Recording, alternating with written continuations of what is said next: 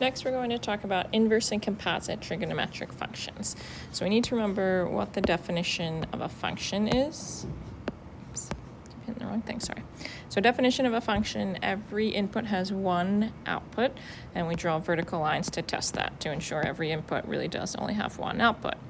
In Unit 1, though, we also talked about something called being one-to-one and the horizontal line test, and the idea that we could draw horizontal lines through our function to see if its inverse would also be a function. And our trig functions are going to fail, so sine fails, cosine fails, tangent fails. But we want to have a function for the inverse, so the way we get around that is we restrict the domain. If you remember in Algebra 2, we talked about quadratic functions, and when we would find the inverse there, we would swap x and y, we'd solve for y, and we'd end up with something that was not a function, because if we take a square root, we have to do plus or minus, and so we'd have a graph that looked like that failed the vertical line test, wasn't a function. So what we did to combat that was we would restrict the domain and say, okay, you know what, let's not use the entire function, let's just use x greater than or equal to 0. So then when we took the square root, we didn't do plus or minus, we just kept the positive case, and we got rid of the bottom half so that it would pass the vertical line test and only touch in one spot.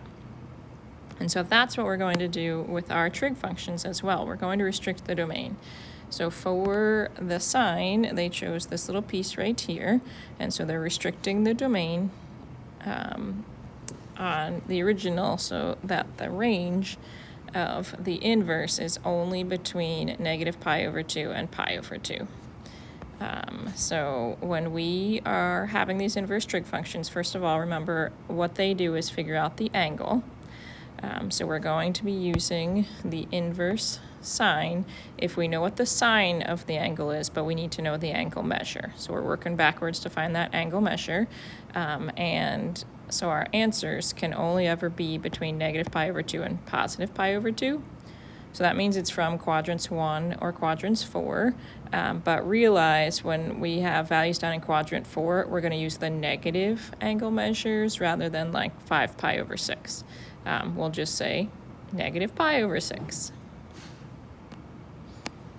For the cosine, they selected this little section here, so they restricted the domain from 0 to pi, and so then the inverse cosine, we're missing our notation there, so the inverse cosine range is 0 to pi. So when we're working backward using the inverse cosine to find the angle, our angles can be in quadrant 1 or quadrant 2, anything from 0 to pi. For the tangent function, they chose this first little curve here, and so they restricted the domain to be negative pi over 2 to positive pi over 2. Reminder that you cannot have brackets this time because of the asymptotes. We can't actually equal negative pi over 2 or positive pi over 2, so that's why it switches to the parentheses. But for the inverse tangent, our range will be negative pi over 2 to positive pi over 2. Very much like sine, we just can't equal negative pi over 2 or positive pi over 2. So again, quadrant 1 or quadrant 4, but when in quadrant 4, we'll use the negative angle measure rather than like 4 pi over 5. We'll just say negative pi fifths. So if you're looking for where these angles have to be located, cosine's either quadrant 1 or quadrant 2, sine and tangent are quadrants 1 or 4, but when we're down here, we got to use the negative angle measures for them. All right, so if we want to find the exact value, first of all, I'm going to draw my special right triangles up here so that we've got them. Try that again. Goodness. All right, so we'll make this our 1, 2, square root of 3. So there's our right angle. This is the larger side it's across from, so that's going to be the 60 degrees or pi thirds. Shorter side's across from the smaller angle, so pi 6 or 30 degrees. And then we have our 45, 45, 90. Oop, that one was real bad. Let me try again. So that one's the 1, 1, square root of 2. And the angles, we know both of them are the same. They're pi fourths.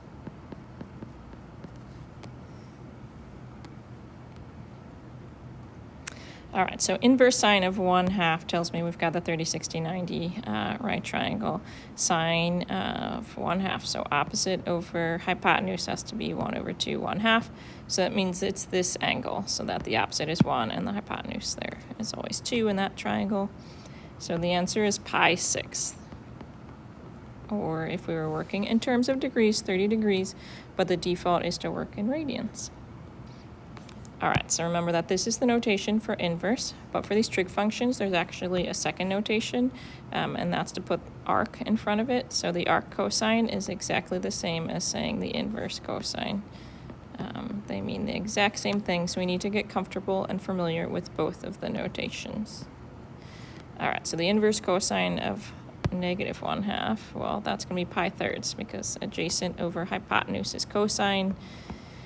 But if we want it to be negative, cosine is either quadrants 1 or 2. To be negative, we'd have to be over in quadrant 2. So pi/3 away from pi would be 2π/3. Again, we'd have to be over here. And so if we want our reference angle to be pi/3, then you've got to take pi, which would be 3π/3 minus the pi/3, and that'll give us 2π/3. All right, so again, arc sine is exactly the same as saying inverse sine. So square root of 3/2 for opposite over adjacent means we're with pi/3 again, square root of 3/2. But if we want a negative, we've got to be down in that fourth quadrant.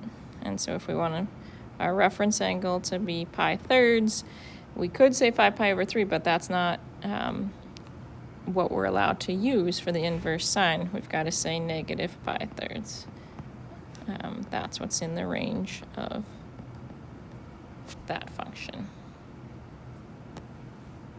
So we just got to remember when we go down to that fourth quadrant for these inverse trig functions, we've got to use the negative angle measures.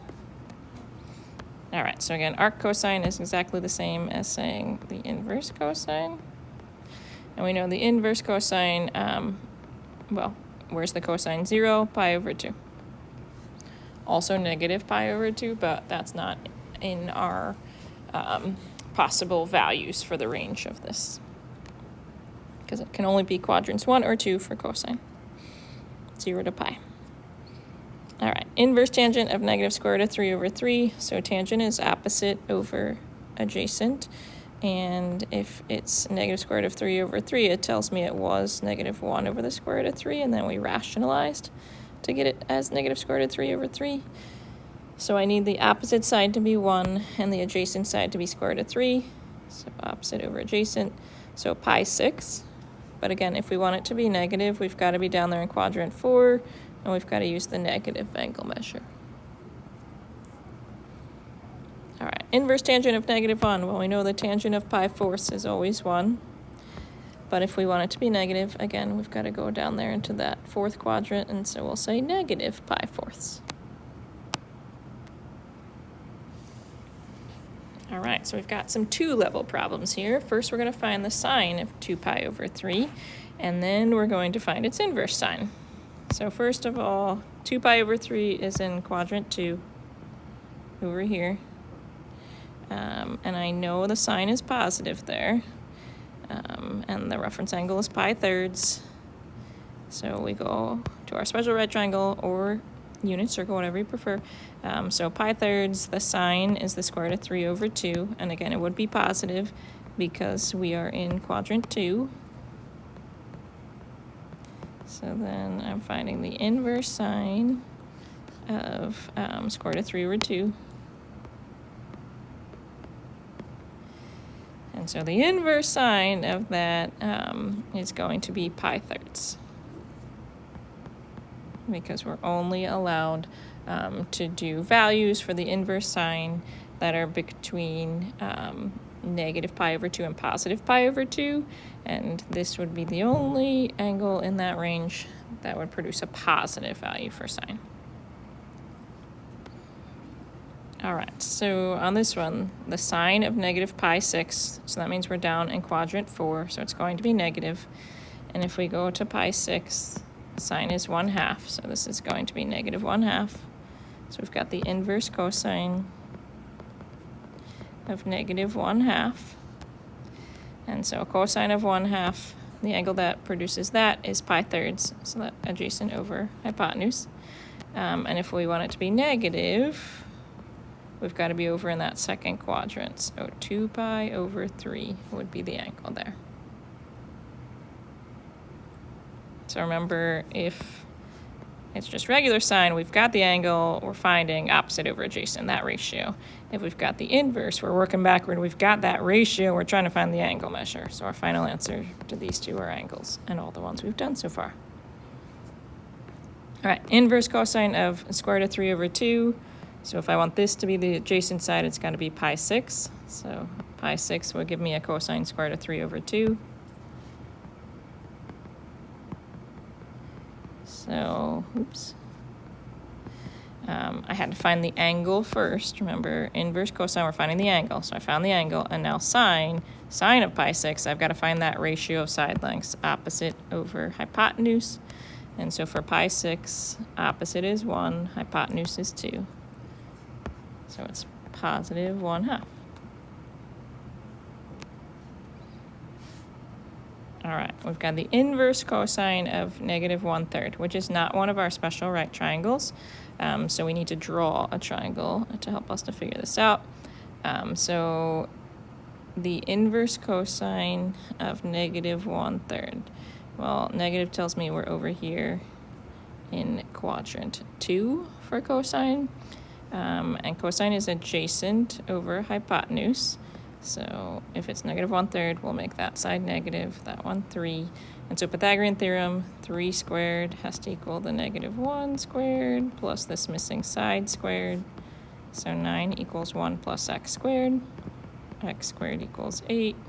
So if we simplify that, 2 square root of 2 will be x.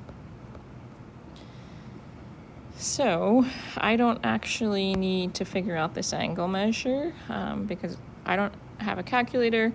I don't need to use a calculator because ultimately I'm just trying to find the tangent. So it's whatever this angle is, but I don't need to find that. I've got all my side lengths here. I can just go ahead and say, oh, tangent is opposite over adjacent. So the tangent is going to equal 2 square root of 2 divided by negative 1. So negative 2 times the square root of 2. So we don't even necessarily have to find the angle measure here. If we have all 3 side lengths, we can just go ahead and calculate that ratio. All right, so number 11, we've got the sine of the arc cosine of negative 3 over square root of 58. So again, this is the same as saying cosine negative 1 of that angle. Again, this is definitely not one of our special right triangles, so I'm going to go ahead and draw my triangle. Again, we've got to be over here in quadrant 2.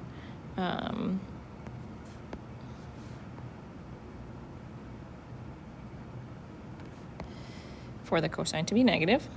And cosine, again, is always adjacent over hypotenuse. So again, Pythagorean theorem. So if we take that hypotenuse, square it, it has to equal leg squared plus the other leg squared. So 58 equals 9 plus x squared, which means 49. Correctly subtract 9 equals x squared, so then x equals 7. Okay, so they want me to find the sine of that angle. So sine is opposite over hypotenuse. So 7 over the square root of 58.